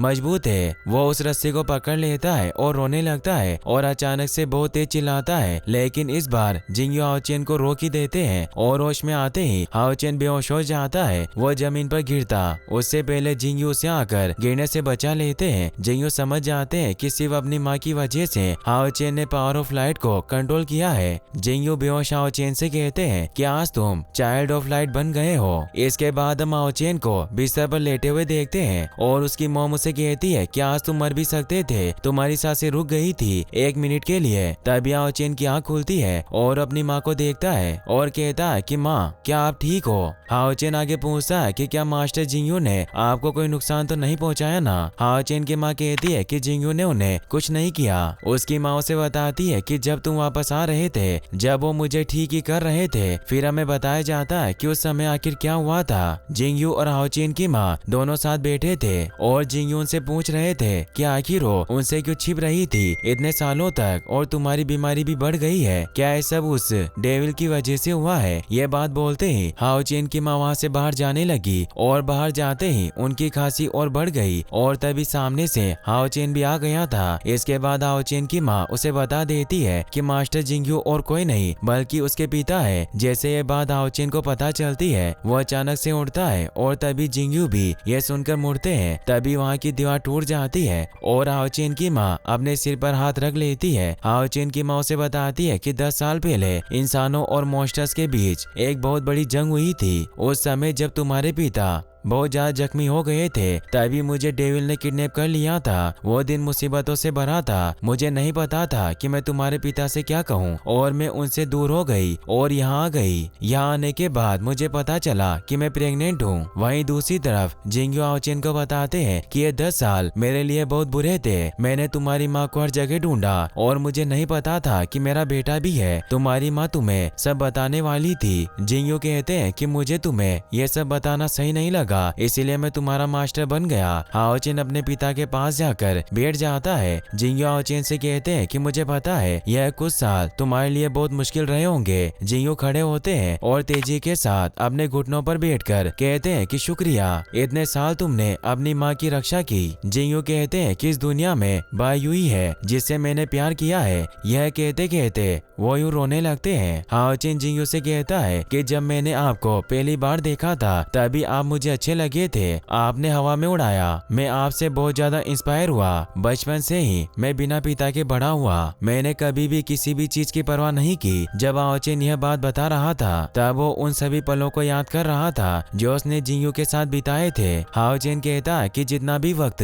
मैंने आपके साथ बिताया मुझे बहुत मजा आया। जो भी हुआ उसमें आपकी कोई गलती नहीं है। आगे वो दुखी होता हुआ कहता है कि मैंने कभी नहीं सोचा था कि मेरे पिता वही होंगे जिनसे मैं इंस्पायर कहूंगा। यह कहते हुए वो रोने लगता है। हाओचिन जिंगयू से कहता कि मुझे नहीं पता अब मैं आपको क्या कहूँ मास्टर या। वो आगे कुछ बोलता उससे पहले ही जिंगयू अपना हाथ आगे कर देते हैं। हाओचिन भागता हुआ आता है और अपने पिता के रोते हुए गले से लग जाता है और रोते हुए तेजी से कहता है पापा। इसके बाद हम एक जगह बहुत सारी आग लगी हुई देखते हैं और देखते हैं कि वहाँ कुछ डीमंस इंसानों को बेरहमी से मार रहे थे। तभी एक बड़ा सा डीमन एक फॉर्मेशन बनाता है। वहीं एक पहाड़ के दूसरी तरफ से जिंगयू और हाओचिन उस आग को जलता हुआ देखते हैं और जब जिंगयू ध्यान लगाते हैं तो उस डेविल को देख पाते हैं और हाओचिन को भी बताते हैं। फिर हाओचिन के माँ से कहते हैं कि तुम यहीं रुको, हम वहाँ जाकर देखते हैं कि क्या हो रहा है। और फिर जिंगयू अपने बड़े से पंख निकालते हैं और हाओचिन को उड़ाकर वहाँ से ले जाते हैं। हाओचिन ये देखकर हैरान और खुश दोनों एक साथ होता है। वहीं हम उस जगह पर देखते हैं कि कुछ इंसान छुपने की कोशिश करते हैं लेकिन वो भेड़िया वहीं पहुंच जाता है क्योंकि उसने उन्हें देख लिया था।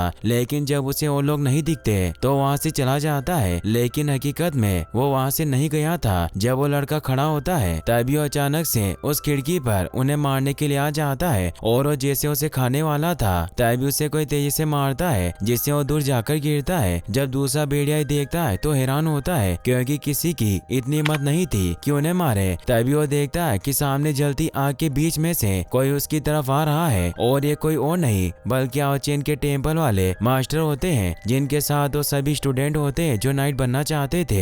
और साथ ही मास्टर उन सभी से वो सभी बातें कहते हैं जो उन्होंने टेम्पल में सभी स्टूडेंट से कही थी, जैसे तुम नाइट क्यों बनना चाहते हो। स्टूडेंट कहते हैं कि हमें इंसानियत की रक्षा करनी है, हमें लोगों को बचाना है उन बुरे डेविल और मॉन्स्टर से, टेम्पल की रक्षा करनी है, फैमिली और दोस्तों को बचाना है। मास्टर कहते हैं कि क्या तुम डर रहे हो। स्टूडेंट कहते हैं नहीं। तभी उनके सामने एक वुल्फ डेविल आ जाता है। सभी स्टूडेंट और साथ ही मास्टर उसकी तरफ अपनी तलवार लेकर बढ़ते हैं और मास्टर कहते हैं कि हमें उन्हें मारना ही होगा और उनकी तरफ भागने लगते हैं। साथ ही सभी स्टूडेंट भी और सामने बहुत सारे वुल्फ डेविल होते हैं लेकिन सभी बहुत अच्छे से और बहादुरी से लड़ते हैं। लेकिन तभी एक बहुत खतरनाक वुल्फ डेविल जियांग के ऊपर हमला कर देता है लेकिन उसके मास्टर से बचा लेते हैं। मगर अब सभी स्टूडेंट थकने लगते हैं। उनके मास्टर उस वुल्फ डेविल को रोक तो लेते हैं लेकिन थोड़ी देर बाद ही वो उनके मास्टर के ऊपर भारी पड़ता है और उन्हें जान से मारने वाला होता है। तभी ऊपर से क्रॉस किलर स्लेश आता है और इस डेविल को लगता है और वो दूर जाकर गिरता है लेकिन उसे कुछ नहीं होता। अब हाओचिन भी यहाँ पर आ गया था। उसके मास्टर लड़ते हुए पूछे कि तुम यहाँ क्यों आ गए। हाओचिन लड़ते हुए बताता कि सिर्फ मैं ही नहीं बल्कि जिंगयू भी यहाँ आए हैं। उनके मास्टर कहते हैं कि अगर जिंगयू यहाँ आए हैं तो हम जरूर जीतेंगे और अपने सभी स्टूडेंट्स की तरफ देखकर कहते हैं चलो इन सभी डेविल को मार गिराएं और इस शहर को बचाएं। तभी एक वुल्फ डेविल कहता है कि तुम कुछ नहीं कर सकते जब तक ग्रेट वुल्फ डेविल यहाँ पर है। दरअसल वो उस बड़े डेविल की बात कर रहा था जो लगातार बड़े बड़े एनर्जी के गोले नीचे फेंक रहा था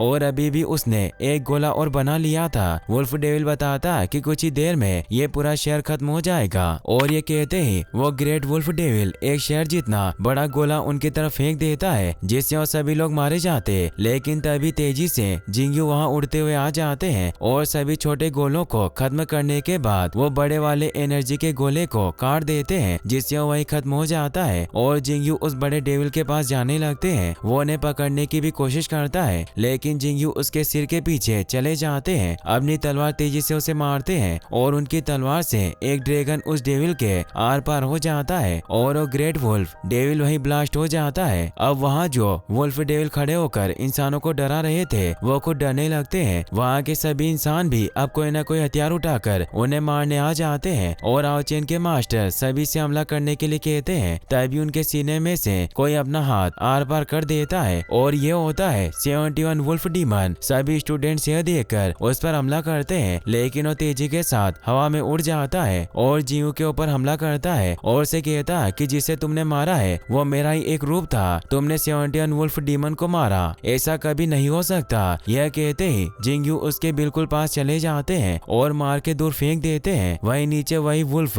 जो सबको डरा रहे थे वो सभी स्टूडेंट से कहते हैं कि डीमन वुल्फ आ गए हैं, अब तुम्हें कोई नहीं बचा सकता। तभी वो डीमन वुल्फ उन सभी के बीच में आकर गिरता है। सभी वुल्फ उसे देखने लगते हैं और अब जिंगयू भी नीचे आ गए थे। वो मास्टर को ठीक करने लगते हैं लेकिन तभी वो डीमन वुल्फ जिंगयू की तरफ तेजी से आता है और उनसे कहता है कि मैं तुम्हें मार दूंगा। यह कहते ही जिंगयू उसे दूर फेंक देते हैं। वो डीमन बहुत कोशिश करता है लेकिन वो मार ही नहीं पाता। जिंगयू चारों तरफ से सभी जगह को बंद करके उसके अंदर आ जाते हैं जहाँ वो डीमन भी था। वो डीमन कहता है कि ऐसे तो तुम बहुत जल्दी मारे जाओगे। जिंगू अपनी तलवार को भी गायब कर देते हैं, जो देखकर वो डीमन तेजी से हंसने लगता है और कहता है कि क्या तुम मजाक कर रहे हो। ये कहकर वो तेजी से जिंगू को मारने जाता है, लेकिन जिंगू बड़े आराम से बचते हुए उसे बहुत मारते हैं। तभी वो डीमन अपना एक अटैक डेविल सेम इस्तेमाल करता है और वहाँ चारों तरफ कुछ गोल रास्ते बना देता है जहाँ से वो पंचे मार सकता था। जिंगू से बचते हैं। अब वो डीमन जिंगू के ऊपर भारी पड़ रहा था क्योंकि वो और ऐसे ही वॉर्मोल जैसे रास्ते बना रहा था। तभी जिंगू होली स्लेश का यूज करते हैं और सभी रास्तों को खत्म कर देते हैं और तेजी से उस डीमन के पीछे आकर खड़े हो जाते हैं, जो देखकर वो डीमन डर जाता है और जिंगू से बचकर भागने लगता है। जिंगू से कहते हैं कि तुम एक कमजोर डीमन हो। यह कहते ही उस डीमन को गुस्सा आ जाता है और वो सभी डीमंस की पावर को सोखने लगता है और जिंगू से कहता है कि मैं तुम्हें जान से मार दूंगा। और वो चिल्लाते हुए हाउ टू ड्रिल का यूज करता है और जिंगू अपने एक हाथ से उसे रोकने की कोशिश करते हैं, लेकिन उनका बनाया वो पिंजरा भी टूट जाता है, जिससे वो डीमन बहुत खुश होता है। वो डीमन कहता है कि तुमने मुझे कमजोर कहा था ना, अब देखो मेरी पावर। और कहता है कि तुम्हें मारने के बाद इस शहर पर मेरा कब्जा होगा। अब यह सुनकर जिंगू को गुस्सा आ जाता है और उसके हाउ टू ड्रिल को आराम से तोड़ देते हैं, जिसे देखकर वो डीमन भी हैरान होता है, लेकिन वो हार नहीं मानता और मून डीमन को कहता है कि मुझे तुम्हारी मदद चाहिए। और वो आसमान में एक रास्ता खोल देता है और तभी आसमान से एक एनर्जी आती है और वो डीमन और ताकतवर हो जाता है। फिर अब हम देखते हैं कि वो डीमन जो जिंगू के साथ लड़ रहा था वो बताता है कि मैं बाकी भेड़िए में से सबसे ज्यादा ताकतवर था और मैं हर रोज चांद को देखा करता था। एक दिन उस चांद ने मेरी बातों को सुना और लॉर्ड अग्रेस ने मुझे एक वुल्फ डीमन बना दिया। इसके बाद हम उनकी लड़ाई देखते हैं जहाँ वुल्फ डीमन ये सब बता रहा था। वो बताता है कि लॉर्ड एग्रेस मून डीमन का दूसरा डीमन है और कहता है कि इंसान कभी नहीं जीत सकते और अब मैं तुमसे कहीं ज्यादा ताकतवर हूँ। जिन वुल्फ डेविल की पावर डीमन वुल्फ ने ले ली थी वो अब वापस से जिंदा होने लगते हैं। जिंगू तेजी से उस डीमन की तरफ बढ़ते हैं जिन्हें वो डीमन आसानी से रोक देता है। तभी जिंगू नीचे देखते हैं जहाँ हाओचेन वुल्फ डेविल से लड़ रहा था और बाकी स्टूडेंट भी। अब वो वुल्फ और भी ज्यादा ताकतवर हो गए थे। वो उन स्टूडेंट्स को बेरहमी से मारने लगते हैं, लेकिन हाओचेन उनसे अब भी लड़ रहा था। ये देखकर वो सभी वुल्फ डेविल एक साथ उसके ऊपर हमला करते हैं और एक डेविल इसका सिर पकड़ती है, लेकिन जियांग उसे बचाता है। तभी दूसरा डेविल जियांग को तेजी से मारता है, वो दूर जाकर गिरता है। हाओचेन अपनी तलवार उस डेविल के आर पार कर देता है, लेकिन उसे कुछ भी नहीं होता, बल्कि उसे उठाकर दूर फेंक देता है। वहीं वो डीमन जिंगू से कहता है कि तुमने मुझे कमजोर कहकर बहुत बड़ी गलती कर दी, अब मैं तुम्हें नहीं छोड़ूंगा, तुम्हें मार दूंगा। यह सुनकर जिंगू को बिल्कुल अच्छा नहीं लगता और वो थ्रोन ऑफ सील स्किल का यूज करते हैं। तभी वहाँ पर उनके पास बड़ी सी तलवार और उनके बहुत सारे गोल्डन क्लोन्स आ जाते हैं और सभी गोल्डन सैनिक घोड़ों पर बैठकर उन डीमन की तरफ जाने लगते हैं और उस डीमन को मारते हैं। साथ ही जमीन पर जहाँ स्टूडेंट्स लड़ रहे थे उन्हें भी बचा लेते हैं और सभी वुल्फ को मार देते हैं। हाओचेन समझ जाता है कि थ्रोन ऑफ सील है, मतलब उसके पिता एक सील नाइट है। जिंगू उस डीमन से पूछते हैं कि तुम क्यों ओडिन सिटी को खत्म करना चाहते हो। वो नहीं बताता और कहता है कि मैं तुम्हें जरूर मारूंगा और तुमने बहुत बड़ी गलती की है। थ्रोन ऑफ सील को एक्टिवेट करके अब 7 डीमन जरूर तुम्हें ढूंढ लेगा। तभी वो वहाँ से जाने की कोशिश करता है, लेकिन जिंगू उसे पकड़ लेते हैं और खत्म कर देते हैं। तभी हमें एक डेविल को दिखाया जाता है जिसे पता चल जाता है कि जिंगू कहाँ है। वो उस रास्ते से जो आसमान में खुला हुआ था जिंगू पर हमला कर देता है। जिंगू एक हाथ से उसके हमले को रोक देते हैं और इसके हथियार को भी तोड़ देते हैं और तभी उसका रास्ता भी बंद हो जाता है। इसके बाद एक लाइट चमकती है और गोल्डन बारिश होने लगती है और सभी की चोट ठीक हो जाती है, जो कि जिंगू ने की थी। सभी देखते हैं कि लॉर्ड ऑफ सील नाइट ने उन्हें बचा लिया। तभी हाओचेन और सभी स्टूडेंट अपने सीने पर हाथ रखते हैं। इसके बाद हमें हाओचेन को प्रैक्टिस करते हुए दिखाया जाता है, जहाँ 3000 से ज्यादा बार अपनी तलवार चला चुका था। वही हाओचेन की माँ और जिंगू दूर खड़े होकर बात कर रहे थे, जहाँ जिंगू हाओचेन की माँ से कह रहे थे कि वुल्फ डीमन कभी भी वापस आ सकता है और ओडिन शहर पर हमला कर सकता है, हमें इसके लिए तैयार होना होगा। हाओचेन की माँ रोते हुए कहती है कि तुम अभी तो आए हो और हाओचेन तो अभी बच्चा ही है। जिंगू कहते हैं कि मैं उसे कुछ नहीं होने दूंगा। इसके बाद हाओचेन के पास जाते हैं और उसे कहते हैं कि तुम वही सब सोच रहे हो जो हुआ था। जिंगू कहते हैं कि जो डीमन मर गया वो नहीं आएगा, लेकिन दूसरे डीमन ओडिन शहर पर हमला जरूर करेंगे। तभी हाओचेन जिंगू से पूछते हैं कि क्या हम डीमन लॉर्ड फेंग जियो को नहीं नहीं मार सकते। जिंगू कहते हैं कि यह आसान नहीं है, यह सफर अभी बहुत लंबा है। जिंगू कहते हैं कि एक सील नाइट बनने के बाद भी उसे मारना मुश्किल है, जिस पर आओचेन कहता है कि फिर हम उसे कैसे मारेंगे। जिंगू आओचेन को उदाहरण देते हुए कहते हैं कि एक पहाड़ कितना भी ऊंचा क्यों ना हो, अगर तुम कोशिश करोगे तो जरूर उसके ऊपर चढ़ जाओगे। जिंगू आगे कहते हैं कि तुम जानते हो यहाँ नाइट शीरिन की दो ब्रांच है, पहली डिसिप्लिन नाइट अटैक फोकस और दूसरी guard night focus on defence है। हाओचेन अपने पिता से पूछता है कि आप डिसिप्लिन नाइट हो ना। जिंगू कहते हैं कि हाँ। जिंगू से पूछते हैं कि तुम्हें क्या सीखना है। हाओचेन कहता है कि मैं गार्डियन नाइट बनना चाहता हूँ, मैं उन सभी लोगों को बचाना चाहता हूँ जिनसे मैं प्यार करता हूँ, मेरे दोस्त, माँ। और थोड़ा रुककर कहता है आप। जिंगू कहते हैं कि अगर तुम 72 डेविल्स को मारना चाहते हो तो तुम डिसिप्लिन नाइट बन सकते हो। हाओचेन पूछता है कि क्या मैं गार्जियन नाइट बनकर डेविल को नहीं हरा सकता।